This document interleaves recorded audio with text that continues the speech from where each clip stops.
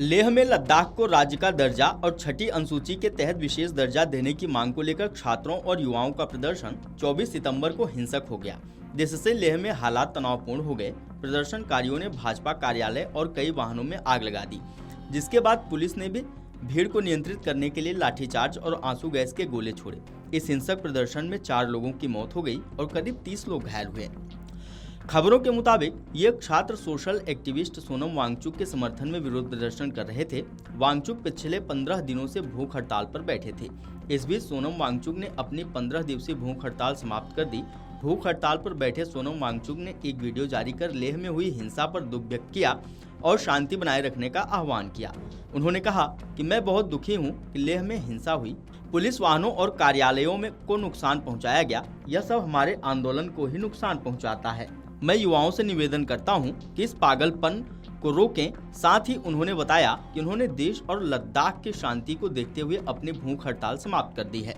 ऐसे में आइए आपको दिखाते हैं कि सोनम वांगचुक का वो इंटरव्यू जिसमें उन्होंने लद्दाख को राज्य का दर्जा दिलाने और छठी अनुसूची में शामिल करने की मांग को लेकर अमर उजाला से खास बातचीत में क्या कुछ कहा। पिछले दिनों जो उन्होंने लद्दाख के अधिकारों को लेकर धरना प्रदर्शन किया वो पूरे देश में छा रहा, तो मैं सोनम वांगचुक जी के साथ हूँ और मुझे लगता है कि समय जाया ना करते ज़्यादा बातें मैं उनसे पूछूं।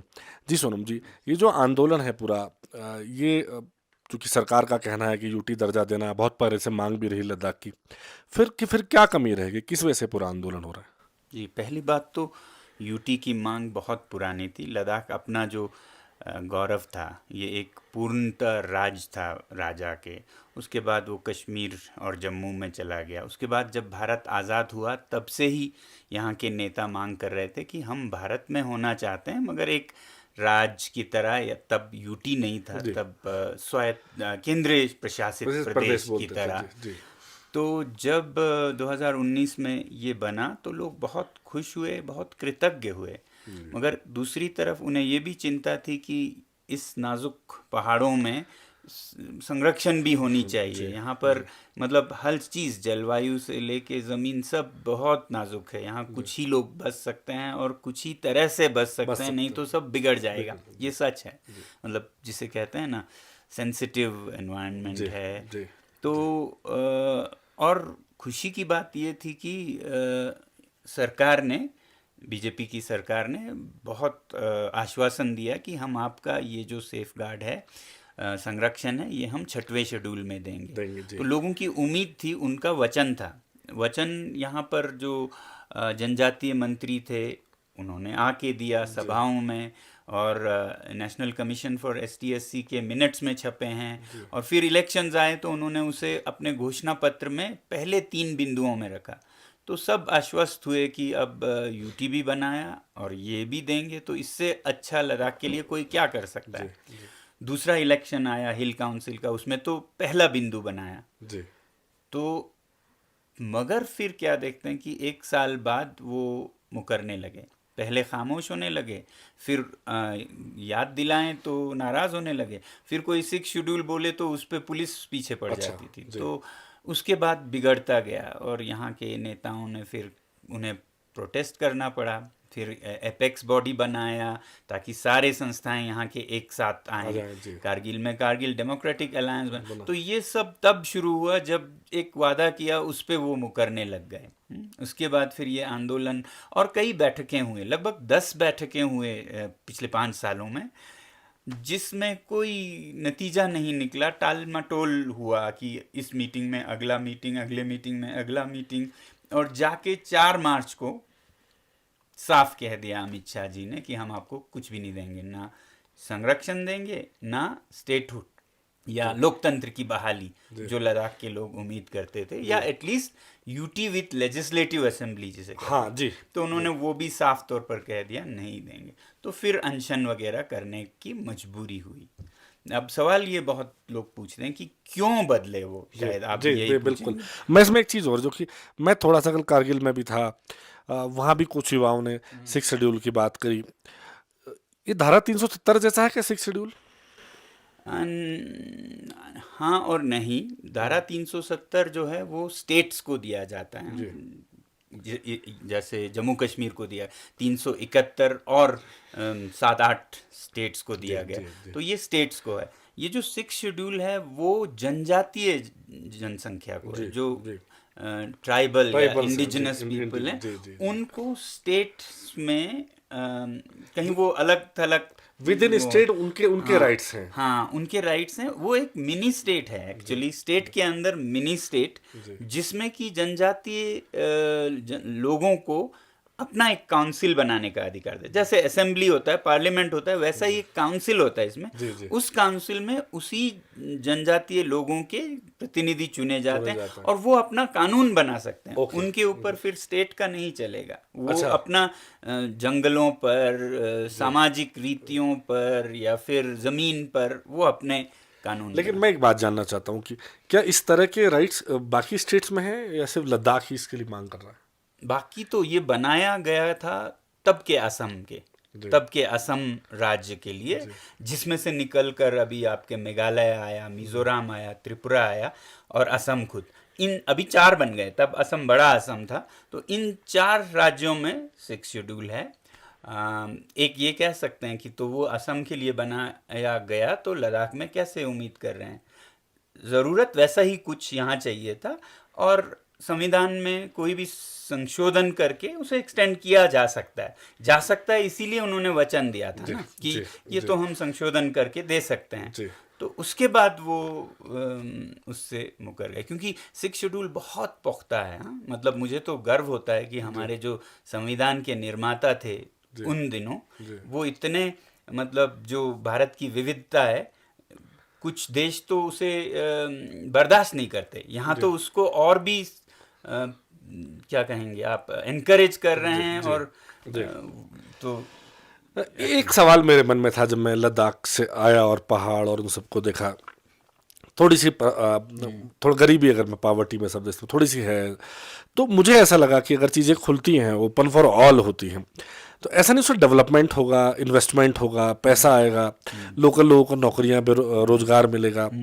तो ऐसा तो नहीं कि हम कहीं डर के मारे इतने बड़े डेवलपमेंट की चीज से को रोक रहे हो? जी जी, आपने अच्छा सवाल किया। बहुत लोग ये पूछते हैं कि क्या आप 6 शेड्यूल से लद्दाख को बंद कर देंगे, या मुझे कहते हैं आप क्या विकास विरोधी हैं। तो मैं क्या कहता हूँ कि ऐसा बिल्कुल नहीं है। बात यह है कि जो स्थानीय जनजाति जनसंख्या है उनके समन्वय से होगा।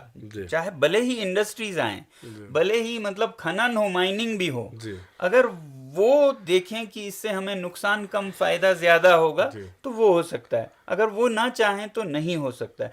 तो बात होने ना होने की नहीं है, इनसे पूछताछ होगी। बात है कि उनके इन्वॉल्वमेंट की है, उनकी। अभी क्या हो रहा है मैं आपको अभी बताता हूँ। लद्दाख में ही अभी नहीं है 6 शेड्यूल, नहीं है, कोई संरक्षण नहीं है, कोई असेंबली भी नहीं है। एक एलजी हैं जो अपनी मर्जी से करते हैं।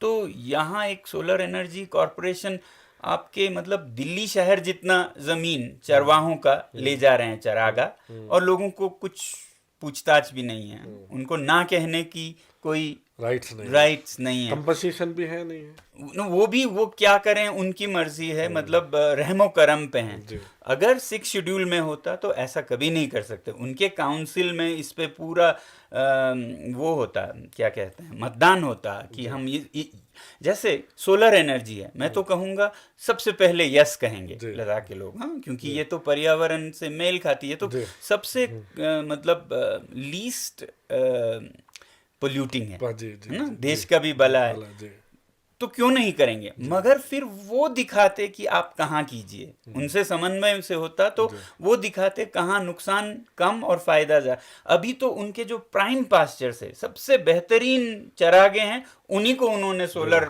प्लांट बना दिया। वो भी कम नहीं, 20,000 एकड़, एक बड़े शहर के बराबर है। अभी वो 40,000 बनाने जा रहे हैं उसको। तो लोगों से पूछते तो वो दिखाते कि यहाँ पर कोई भेड़ नहीं चढ़ते हैं, यहाँ बनाइए, इस पहाड़ी पे कीजिए। तो ये तो बेहतरीन वाले उदाहरण हुए। अब आगे कौन आता है, कौन कहाँ से यूरेनियम तो कहीं लिथियम क्या करते हैं, और उससे क्या रेडिएशन निकलता है, यहाँ के लोगों को क्या झेलना पड़ेगा, वो सब इनके हाथ में नहीं है।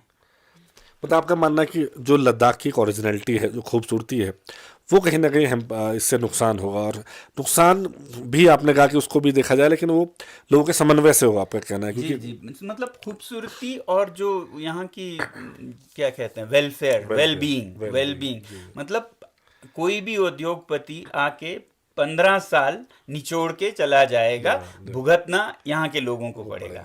अगर यहाँ के लोगों के पास निर्णय होता तो वो ये देखेंगे कि ऐसा तो नहीं है कि 4 दिन की चांदनी फिर अंधेरी रात होगी, या फिर भयंकर वो होगा, खौफनाक होगा, तो वो देख के वो निर्णय करेंगे। अभी ऐसा कुछ भी नहीं है। दिल्ली से एलजी साहब के साथ मिलके कुछ भी दे सकते हैं, तो ये देखिए, अब सोनम वांगचुक जो नाम हिंदुस्तान की जनता ने सुना है, वो एक टेक्नोक्रेट के नाम पे भी सुना है, सोशलिस्ट के नाम पे भी सुना है, सोशल रिफॉर्मर के नाम पे भी सुना है, लेकिन अभी जो पिछले दिनों आपका वो हुआ, कहीं सोनम वांगचुक ने पॉलिटिशियन बनना तो नहीं चाहते? नहीं, पहली बात तो मैं पॉलिटिक्स को बुरा नहीं समझता हूँ, सबसे पवित्र जगह है, मगर लोग गलत आ गए हैं इसमें। तो वो बदलने की, मैं इसमें नहीं आना चाहता हूँ, मैं इसे पवित्र बनाना चाहता हूँ ताकि सही लोग आएं। तो उस तरह से तो लोगों के हक भी पॉलिटिक्स का एक हिस्सा है। उस हिसाब से मैं ज़रूर उस पर असर करूँगा। मैं खुद कोई पद लूँ, ये मेरा वो नहीं है प्लान। बेसिकली वो कौन से ऐसे काम हैं, मतलब अब मैं इसको ये नहीं कर, आप खुद को प्रेज करिए, पर मैं चाहता हूँ देश के लोग जाने, सबको लगे अपने अपने गांव देहात लौटें, अपने गांव के लिए, अपने कल्चर के लिए कुछ करें। जो आपने यहाँ किए हैं, वो मतलब बेसिक काम कौन से हैं वो? मेरा शिक्षा में सबसे ज़्यादा काम रहा है, और शिक्षा के नज़र से ही करता हूँ, चाहे वो पर्यावरण के बारे में करूँ या अभी आंदोलन करूँ, तो एक तरह से लोगों को राजनीतिक शिक्षण, अपने अधिकारों का, अपने संरक्षण का, पर्यावरण का, और उससे पहले मैं सरकारी विद्यालयों में गांव के बच्चों को भी वो हक मिले। नहीं तो लोकतंत्र का ज़्यादा मतलब नहीं है, कुछ बिल्कुल कुछ भी आता पता नहीं है अपने हकों का, और कुछ उसका फ़ायदा लेते रहें। तो सबको शिक्षित करना मेरा पहला वो रहा है। तो लद्दाख में मैं खासकर गांव के, और वो भी सरकारी स्कूलों में सुधार लाता रहा हूँ। और फिर जो अच्छे विद्यार्थी होते हैं, जिसे हम अच्छे कहते हैं, जो उत्तीर्ण होते हैं, उनका तो सब भलाई करते हैं। हम उनका करते हैं जो फेल हो जाते हैं, जिनके लिए सब दरवाजे बंद होते हैं।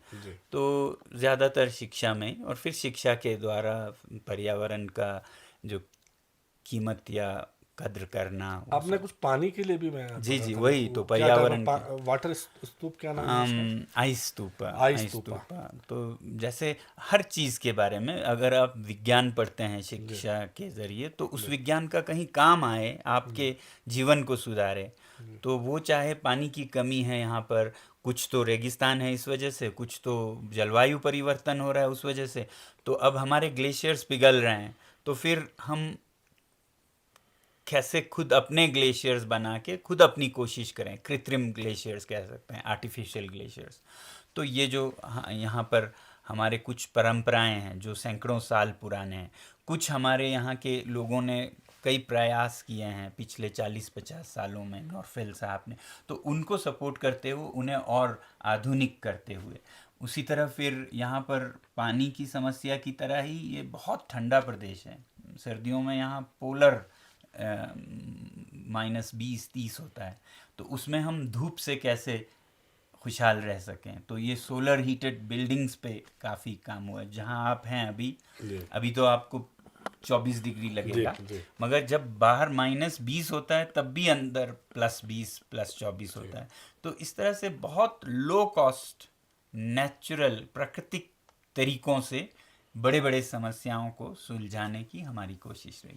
आपने जो खूबसूरत घर बनाया हुआ है, मुझे लगता है उसमें भी टेक्नोलॉजी का इस्तेमाल हुआ। हाँ, मगर टेक्नोलॉजी मैं इस तरह से नहीं देखता हूँ कि हर चीज़ न्यूयॉर्क लंदन से आनी चाहिए। जो ये दीवारें देख रहे हैं, ये टेक्नोलॉजी है, मगर ये 3000 साल पुरानी टेक्नोलॉजी, ये मिट्टी के दीवारें हैं। अब हम एक तरफ पूरे देश भर में मिट्टी के घरों को कच्चा मकान, पिछड़ा मकान कह के छोड़ देते हैं, क्योंकि अंग्रेज नहीं यूज़ करते हैं। तो हम यहाँ पर जो पुराने हैं, जिनमें बहुत गुण हैं, मतलब सीमेंट के जो कंक्रीट मकान बनाते हैं उनकी आयु 60 वर्ष की होती है, इसकी 600 साल होती है। तो इनको क्यों छोड़ें हम, इसलिए हम इनको रिवाइव कर रहे हैं। टेक्नोलॉजी बहुत है, साइंस बहुत प्रयोग किया है, मगर बड़े बूढ़ों की परंपरा को आगे ले जा रहे हैं। मगर उनके पास एक चीज़ नहीं थी तब, वो सूर्य के ऊर्जा को पकड़ने की, सोलर हीटिंग को, वो उनके पास कमी थी। तो हम जोड़े ना उस पे, पूरे को क्यों फेंक दें। जैसे अंग्रेजी में कहते हैं ना, to throw the baby with the bath water.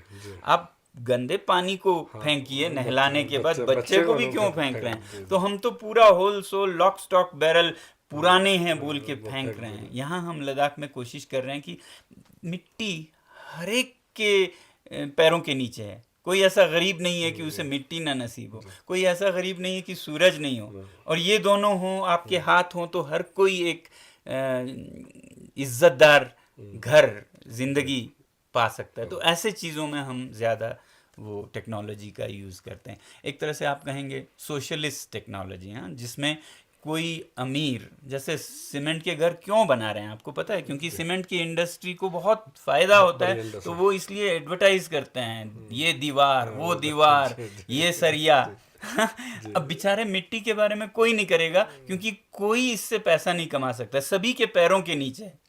तो हम इसे डीमिस्टिफाई, डी कमर्शलाइज करके लोगों के हाथों में ये दीवार मिट्टी की दीवार है। हाँ, ये दीवार मिट्टी की दीवार है। अच्छा, लग तो सीमेंट जैसी रही। नहीं, बिल्कुल मिट्टी की है। वही तो, उसी के लिए टेक्नोलॉजी चाहिए ना, मिट्टी की हो और इतना मजबूत हो कि ये 600 साल जिए। मगर सीमेंट की, आप सीमेंट के सबसे बड़े इंजीनियर से पूछेंगे, वो कहेंगे वो 60 साल की ही इसकी आयु है, उसके बाद आपको गिराना पड़ेगा। मैं चाहूँगा आप कैमरे, ये बहुत बड़ी बात सोनम जी कह रहे हैं कि ऐसी दीवार जो मिट्टी की है और इसमें तकनीक का इस्तेमाल कर 600 साल तक चल सकती है। 600 कम बोल रहा हूँ, उससे ज़्यादा चलेगी। जी जी। हो सकता है सीमेंट की दीवारों का तो इतना कोई दावा कर ही नहीं पाएगा। 60 साल है 60 सीमेंट साल की आयु, 60 साल। सोनम जी कह रहे हैं कि सीमेंट की जो आयु है वो 60 साल है। इन्होंने जो है तकनीक प्लस जो रूरल अपने पुराने परंपरा ने जोड़ के ये दीवारें बनाई हैं। और मैं शायद आपको पूरा घर दिखा नहीं पाऊँ, पर निहायत खूबसूरत इन्होंने लकड़ी का इस्तेमाल करके घर बनाया हुआ है। और जो ख़ास बात इस घर की बता रहे हैं हम, राजनीतिक और देश की तमाम चीज़ों से हट के घर पे आ गए कि जब बाहर -30 या 20 डिग्री टेम्परेचर रहता है, तब भी ये लगभग घर बिना किसी +20 रहता है, +20 रहता है, बिना किसी हीटिंग के। अब इसमें आप एक तो किसी के आमदनी का सोचिए, मिट्टी जो आपके पैरों के नीचे फ्री है, मुफ्त है, हाँ, सूरज मुफ्त है, तो आप बिना किसी पैसे के खुशहाल जी सकते हैं। पैसा अकेला काफ़ी नहीं है। मतलब सीमेंट का जब आप बनाएंगे तो सीमेंट से ज़्यादा प्रदूषक कुछ नहीं है, इसी के वजह से तो हमारे ग्लेशियर्स पिघल रहे हैं। दूसरी तरफ आप हीटिंग जब सर्दियों में करते हैं तो मिट्टी का तेल, लकड़ी, कोयला, क्या क्या जलाते हैं, इसमें ज़ीरो है इस घर में। तो कितना प्रदूषण बचा रहे हैं, कितना खुद का खर्च बचा रहे हैं, जिससे कि ये एक तरह का डेमोक्रेटाइजेशन ऑफ लाइफस्टाइल, जो कोई भी जी सकता है ऐसे। तो जो महंगा हो तो सिर्फ अमीर जी सकेंगे। जी, जी। इस उम्मीद के साथ कि जो सोनम जी की योजनाएं भी हैं उस क्रियान्वित हों, और जो सपने भी हैं। वैसे तो बहुत सारी बातें हैं, मुझे लगता है हम बहुत देर से बात करें, ये सफ़र लंबा चलता रहेगा, पर बहुत बहुत धन्यवाद सोनम जी आपका। amudra.com के लिए मैं नितिन यादव। अगर आप ये वीडियो YouTube पर देख रहे हैं तो हमारे चैनल को सब्सक्राइब कर बेल आइकन दबाएं, और Facebook पर देख रहे हैं तो हमारे पेज को लाइक करें।